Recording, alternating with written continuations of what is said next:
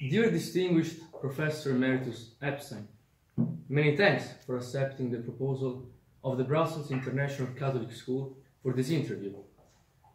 I had the chance to meet you last summer during my visit to San Francisco Bay Area, and I was deeply impressed by your academic experience, both in the US and worldwide. You are Distinguished Professor Emeritus of the University of California at Berkeley, former chair of Berkeley's Academic Senate and Faculty Advisor Committee to the Athletic Study Center, Dean of the School of Economics and Business Administration, Academic Advisor, Mentor to Students, Associate Dean of International Relations. Moreover, you are board member of the John F. Kennedy University and the Japan Society for the Promotion of Science Fellowship. For more than 40 years, you have lectured, researched, and published worldwide, including in the US, China, United Kingdom, Australia, Israel, Japan, Indonesia, Russia, and Italy. Thus, I am confident you may provide any international student who is about to enroll to a university with very useful insight. The BICS yes, yes, no, no interviews are based on the concept of the Gospel of Matthew. Let your words be simply yes or no. Therefore, I would ask you to answer my questions always by starting with either a clear yes or a clear no. Do you agree to it? Yes, I do. Then let us start. I know that UC Berkeley is a 150-year-old founding member of the Association of American Universities. Thus, my first question is about the US university system, particularly from the perspective of international students. Let us consider UC Berkeley as a case study. UCB has 31,000 undergraduate students. According to full 2018 statistics, I have noticed that admission rate is only 18%. International students comprise only 13% of all undergraduate students. Now, as agreed, let me be very strict about it. Would you or would you not advise an international student to apply for undergraduate studies in the US? Yes, I would. First of all, Berkeley is one among many excellent institutions that welcome and indeed recruit international students. I would say that in terms of Berkeley, you have to remember that it is a public university, that it has very distinct obligations to citizens of California. In fact, there's always legislative oversight in terms of how many California students are admitted. And also, of course, its standards for admission are very, very high. All that being said, at least it's been my experience that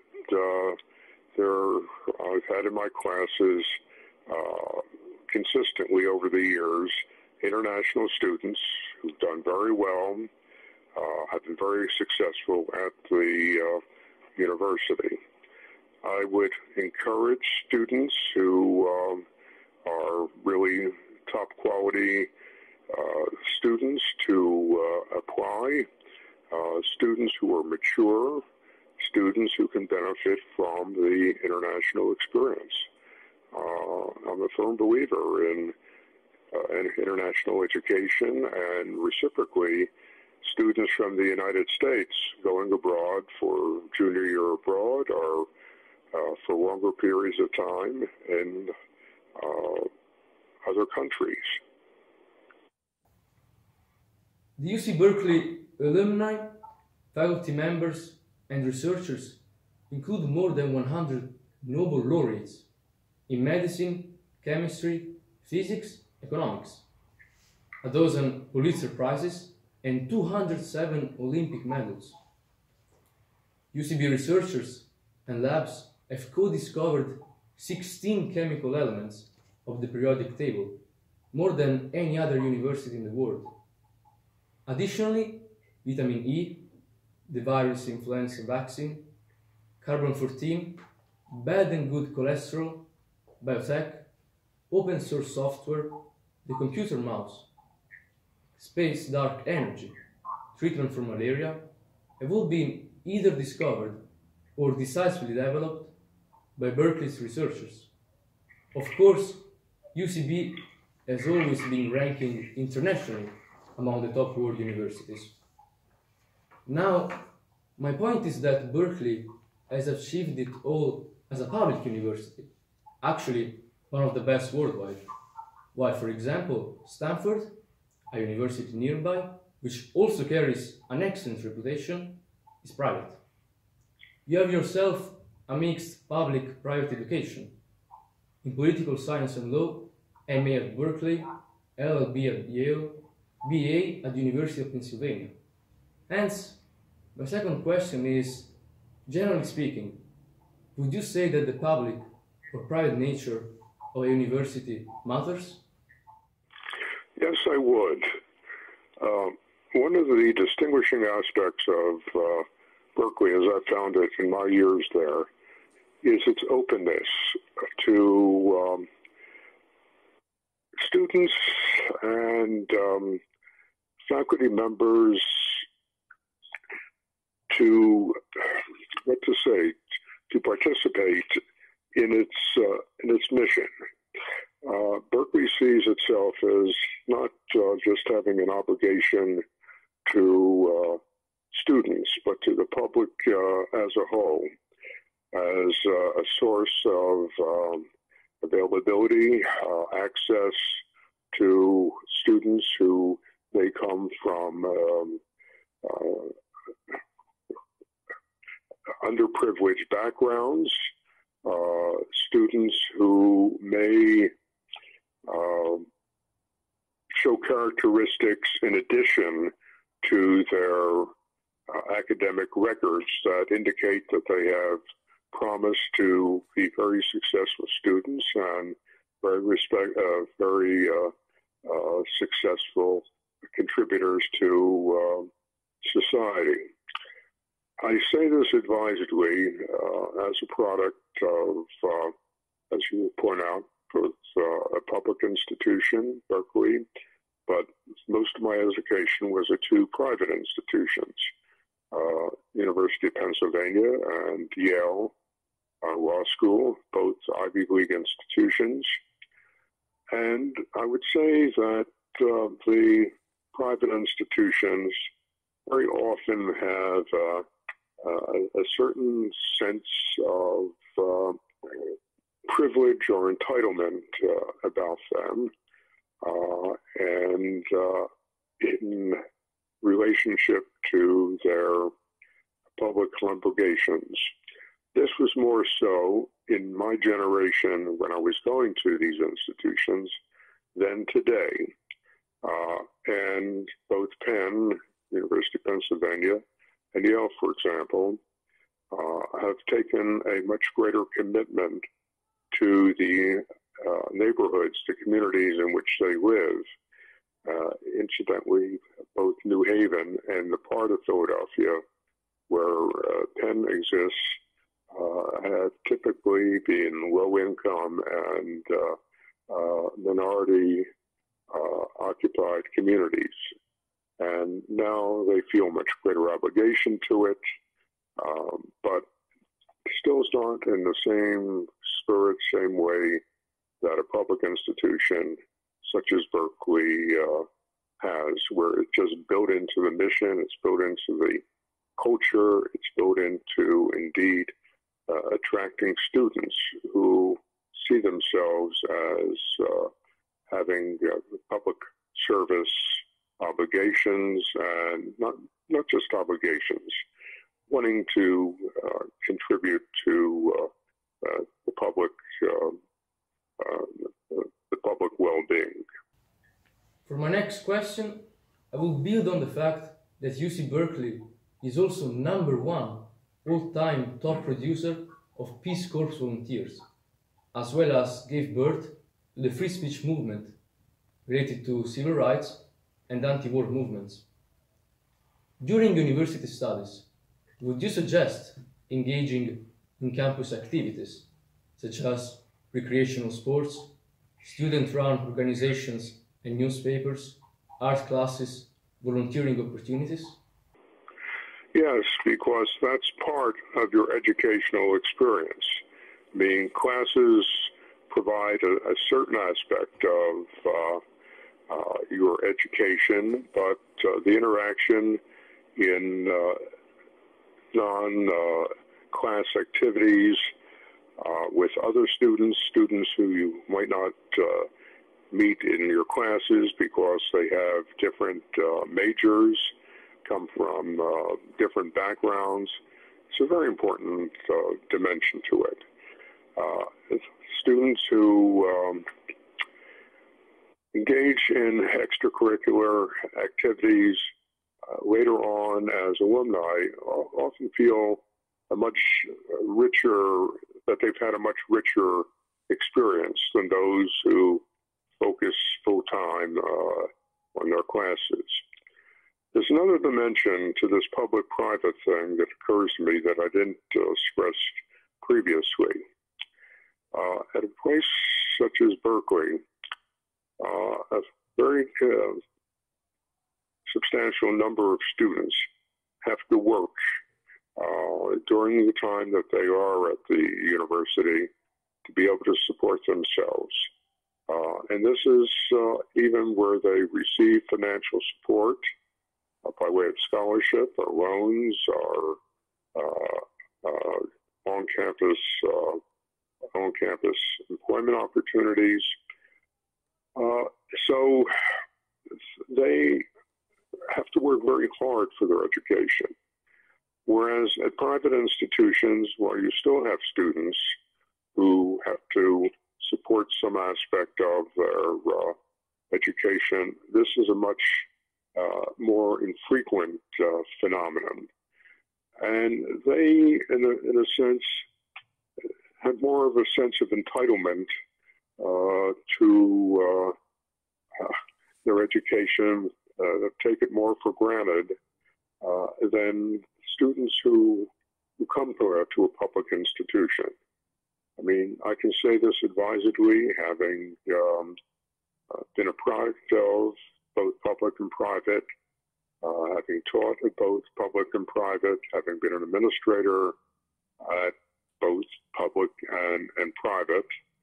And so it gives a different emphasis. I am a great admirer at Stanford University, which is very close by, and in some respects is a sister institution because there's a great deal of intellectual interchange between the two institutions, irrespective of our football rivalry and sports rivalry. But there is just a different culture between the two institutions. And I'm not denigrating Stanford's worldwide reputation and excellence. I'm a great admirer of Stanford. But it's a different culture than we have at Berkeley. The public-private distinction makes the difference. Let us now move to a question strictly related to your academic field: religion, ethics, and business. Is there, or is there not, an ethical influence of the various religions on the way businesses are differently run and managed all over the world? I would answer it this way. The different religious traditions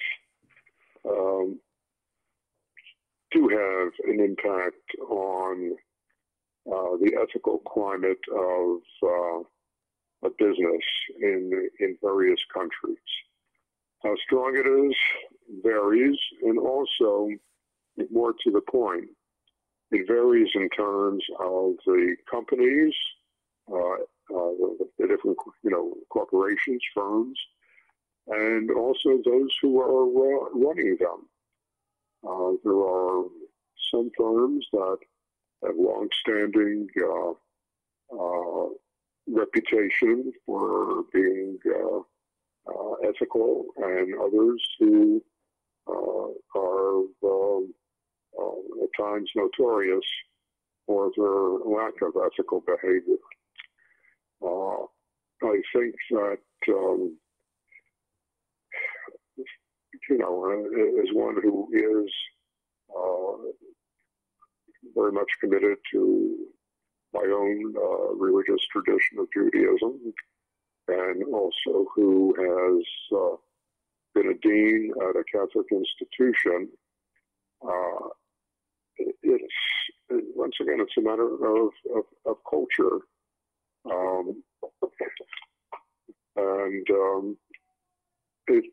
I wish I could say that religion is a panacea that makes all businesses and all business people ethical. It isn't, but it has, I think, a very important impact on society, and society would be far the loser if we lost the amount of impact that a religion has. A final question based on your significant and lasting contribution to both international studies and the social and political role of business organizations, as well as Director of Rules of Peace.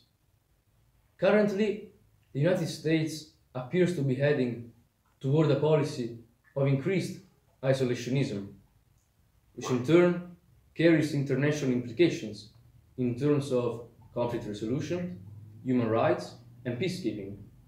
Is there, or is there not, an increased role of large corporations behind such an American policy?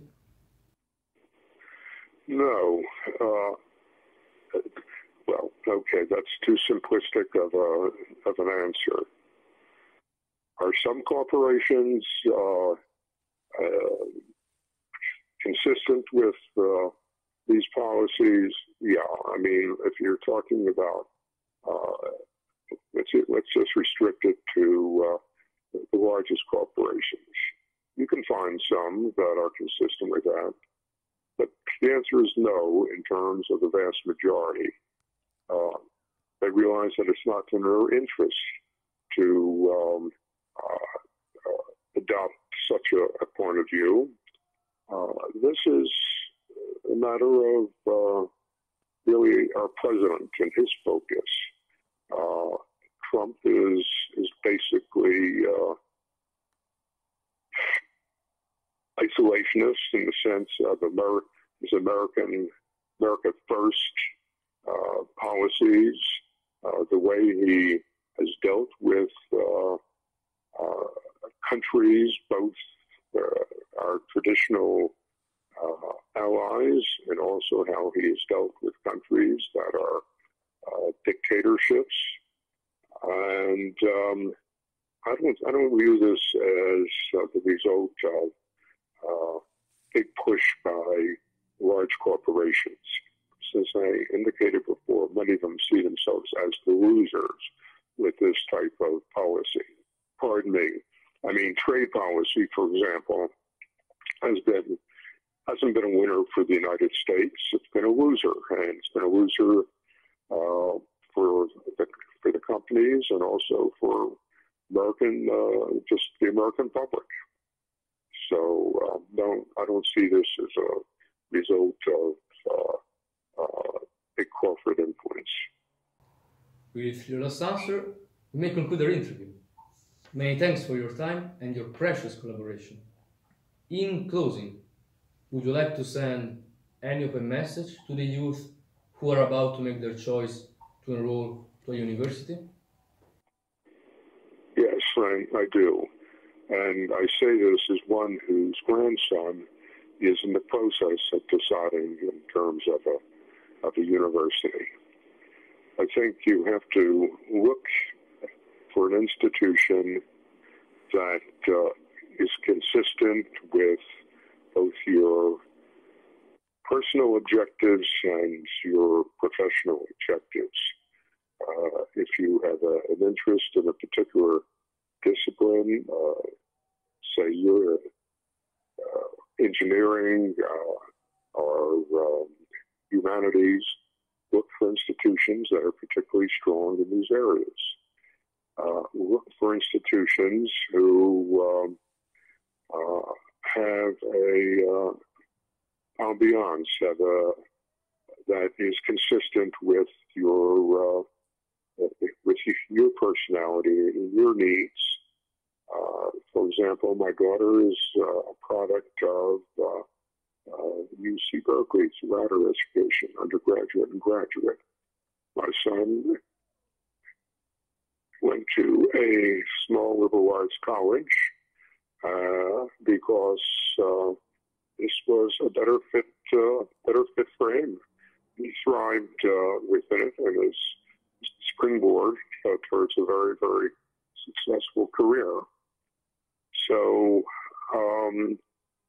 in a place that just feels comfortable to you in terms of your career objectives, your personal objectives, the values, I'll emphasize that again, the values that you have, because institutions differ vastly in terms of their cultures.